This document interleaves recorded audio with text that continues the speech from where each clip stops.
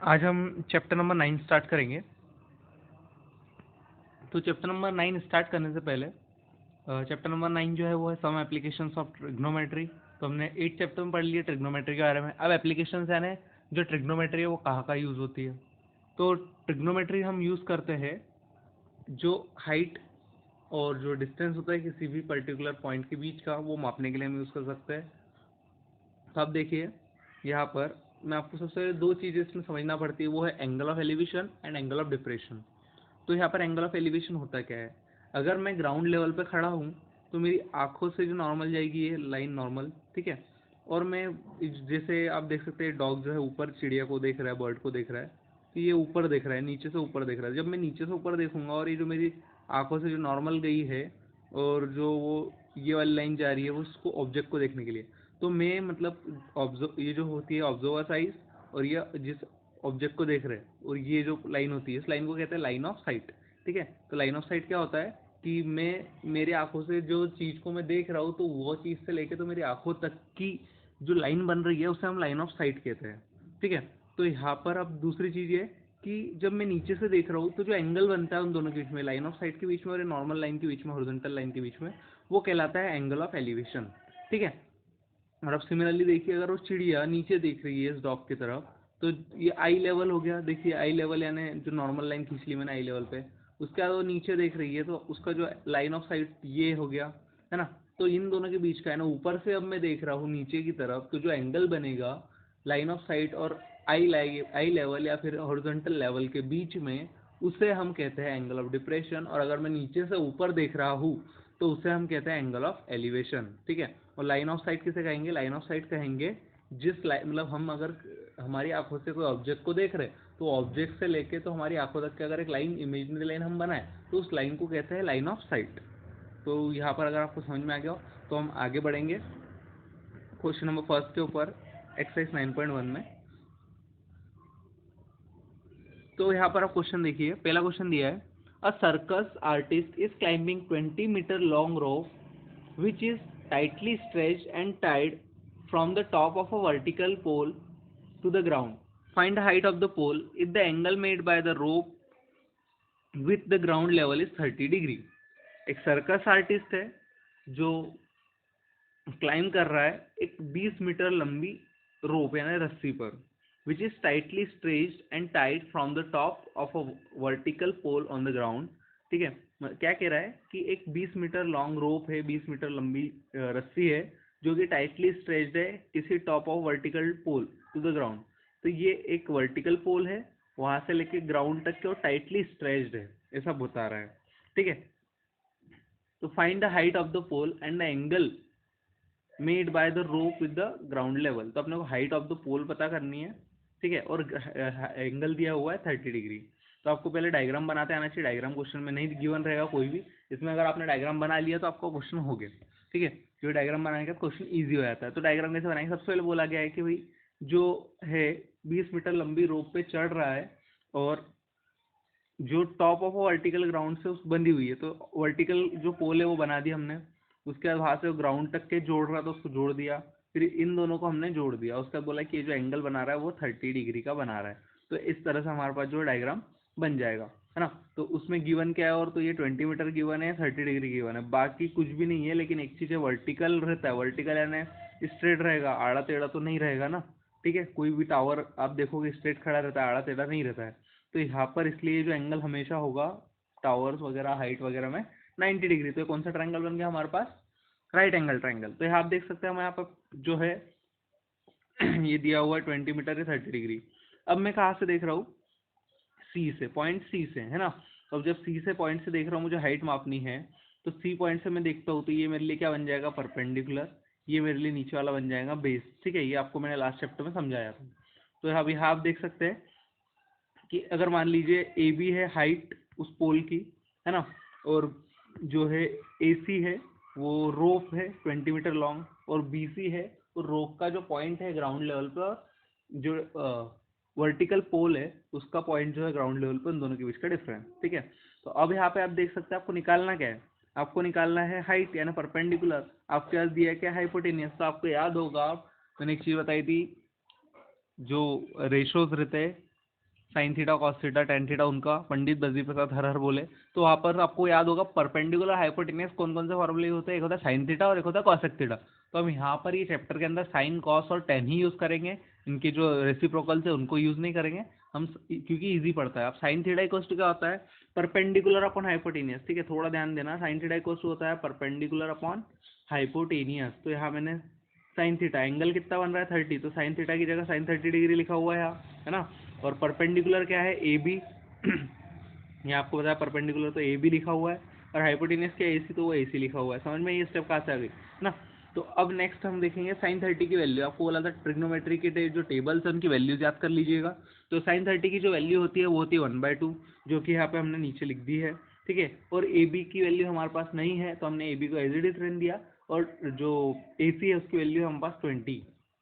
तो हम यहाँ से जो है 20 इधर क्या है डिवाइड में उधर क्या हो जाएगा मल्टीप्लाई में, तो 20 हो जाएगा और 20 अपॉन में 2, तो 2 से ये कटेगा तो बच जाएगा 10। तो ए बी इक्वल्स टू 10 आ गया, यानी हमारी जो हाइट है वर्टिकल पोल की वो हो गई 10 मीटर। ठीक है, ये बहुत ही इजी क्वेश्चन था। अगर आप डायग्राम बना लेते हैं तो आपके लिए कोई भी क्वेश्चन टफ नहीं होगा। बस ये ध्यान देना आपको कि क्या निकालना क्या है, क्योंकि आपको पता है एक राइट एंगल ट्रायंगल के अंदर तीन चीजें ही होती है, एक होती है हाइपोटेनियस, एक होती है परपेंडिकुलर, एक होती है बेस।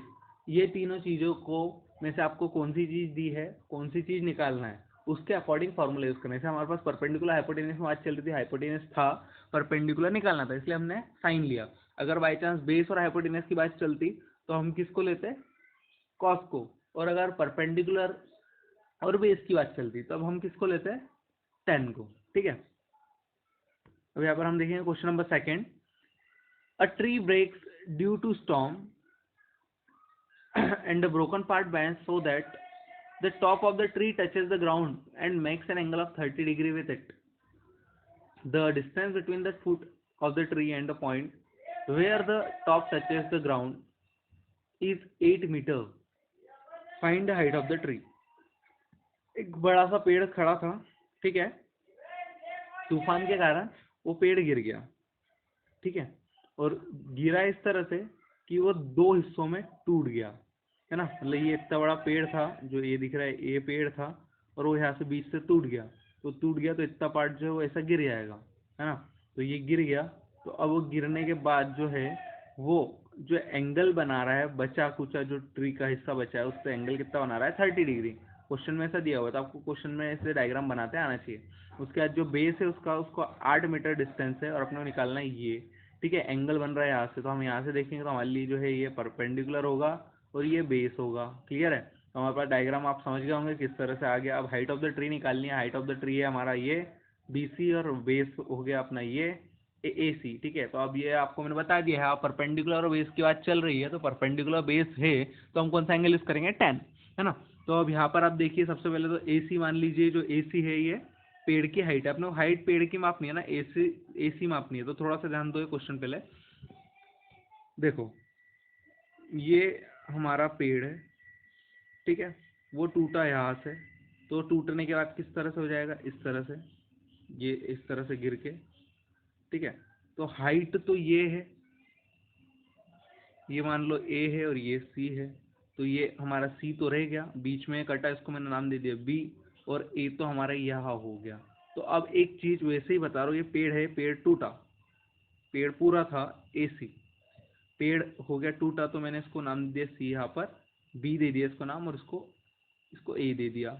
ठीक है, तो अब टोटल हाइट कितनी होगी पेड़ की, टोटल हाइट होगी ये AB प्लस BC। समझ में आ रही बात, क्योंकि टूटने के बाद ऐसा थोड़ी कि वो कम हो गया, जितना टूटा और जितना बचा है वो टोटल उसकी हाइट होगी। तो यह ध्यान रखना कि AB प्लस AC। अब AB किसके बराबर होगा, ये A यहाँ तक गिरा है तो उसको A' नाम दिया, तो A जो A है वो यहाँ पर हो जाएगा। ठीक है, तो A' B equals to AB हो जाएगा, क्यों, क्योंकि वो टूटा हुआ हिस्सा है उतना, है ना। तो अब यहाँ पर आप देख सकते हो कि इन ट्रायंगल इसको A' दिया हुआ है ना, तो A' B और C, उसके अंदर आपको पता है, मैंने आपको बता दिया कि tan थीटा इक्वल्स टू होता है परपेंडिकुलर वन बेस। थीटा दिया हुआ है 30 डिग्री, इसलिए अपन ने tan 30 लिया। ठीक है, base perpendicular one base, perpendicular क्या है हमारा BC है, और बेस क्या हमारा A' है, तो हमारे पास ये आ गया। उसके बाद आप देख सकते हैं तो tan 30 की वैल्यू होती है 1/√3, है ना। और बी सी जो है हमारे पास अभी है नहीं, हमें हाइट जो है निकालनी है। उसके बाद ए डैश सी की वैल्यू हमारे पास गिवन है 8 मीटर, हमने रख दिया। तो बी सी इक्वल टू ये 8 इधर डिवाइड में, उधर जाके मल्टीप्लाई में, तो वो हो जाएगा 8/√3 मीटर, है ना। तो यहाँ पर हमारे पास बी सी इक्वल टू हो गया 8/√3 मीटर। ये हमारी फर्स्ट इक्वेशन समझ लो आ गई। उसके बाद जो सेकंड चीज़ है, अब यहाँ पर थोड़ा सा ध्यान देना पड़ेगा अपने को, वो ये कि अब क्या कर सकते हैं। अब हमारे पास तो बेस तो आ गया, लेकिन एक्चुअल में हमको सिर्फ बेस यही थोड़ी चाहिए, यही ये हाइट थोड़ी है पेड़ की। पेड़ की हाइट तो ये टोटल है, और ये जो हिस्सा है वो टूट के यहाँ गिरा हुआ है, मतलब ये हिस्सा भी निकालना है। अब ये हिस्सा निकालना, तो ये क्या हाइपोटेनियस है, गिवन क्या है, बेस है। हाइपोटेनियस और बेस में हम यूज क्या करते हैं, हम यूज क्या करते हैं हम यूज करते हैं कॉस थीटा। ठीक है, तो अब कॉस 30 डिग्री हमने यहाँ पर यूज किया। ठीक है, तो अब कॉस 30 डिग्री ये देख सकते हैं, कॉस 30 डिग्री। ठीक है, एंगल 30 है इसलिए 30 डिग्री लिया। उसके बाद ए डैश सी, थोड़ा सा ध्यान दे, ए डैश सी की बात कर रहे हैं। तो ए डैश सी में आप देखोगे तो ए डैश सी क्या है हमारा, ए डैश सी है हमारा बेस। तो बेस और हाइपोटेनियस अपॉन में, तो हाइपोटेनियस क्या है हमारा, हाइपोटेनियस है ए डैश बी, ये हाइपोटेनियस है हमारा, है ना। तो बेस अपॉन हाइपोटेनियस लिख दिया। अब ए डैश सी की जो वैल्यू है वो गिवन है 8।